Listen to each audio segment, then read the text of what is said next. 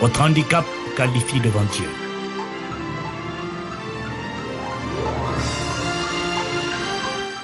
N'est-il pas remarquable de constater que Dieu s'est souvent servi de personnes avec des handicaps flagrants pour influencer et bénir l'humanité?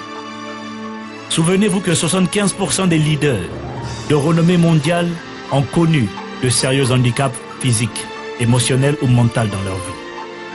Pourquoi ne pas rejoindre les rangs de ceux qui ont été rejetés dans leur vie et qui ont fait le choix de ne pas se laisser intimider par le rejet et ont marqué leur époque en libérant leur potentiel et en inscrivant leur nom dans l'histoire? Parmi ces grands, vous trouverez Jésus-Christ, rejeté par les siens, Jacob, Joseph, rejeté par ses frères, Moïse, qui était bègue, Jabez, maudit depuis sa naissance, l'apôtre Paul, et plus récemment, Thomas Edison, qui a été traité de cancre par ses professeurs et a été exclu du système scolaire. Malgré cette mise à l'écart, sa mère crut en lui et continuait de l'encourager à la maison. Aujourd'hui, à côté de l'ampoule électrique, Thomas Edison revendique plus d'1 millier d'inventions à son actif. Je finirai par Michael Jordan, le plus grand basketteur de tous les temps.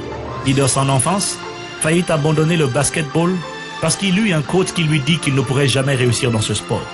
Qu'importe si personne ne croit en vous, Dieu, lui, croit en vous. Si personne n'est ravi par votre naissance et par votre présence sur terre, Dieu, lui, en est ravi.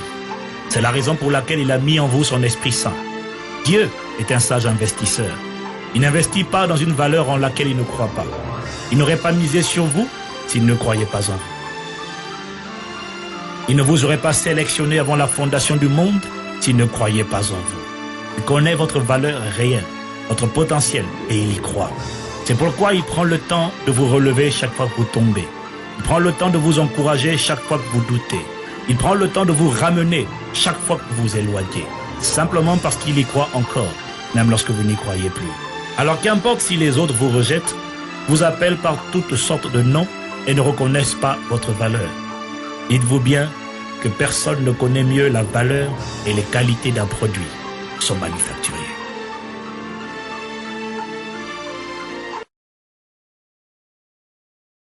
Votre handicap vous qualifie devant Dieu.